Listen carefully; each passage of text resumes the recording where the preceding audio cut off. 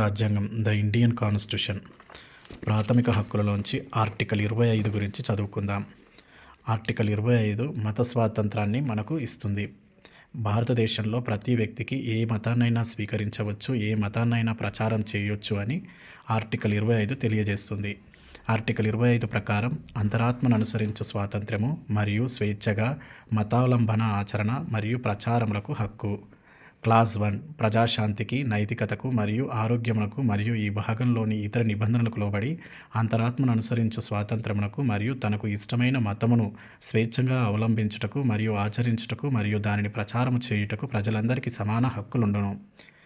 Clause 2 ఈ ఆర్టికల్లోనిదేదియు సబ్క్లాజ్ ఏ మతాచారమునకు సంబంధించి ఏదేని ఆర్థిక, విత్తీయ, రాజకీయ లేక ఇతర లౌకిక కార్యకలాపమును క్రమబద్ధపరచలేక పరిమితపరచవచ్చు.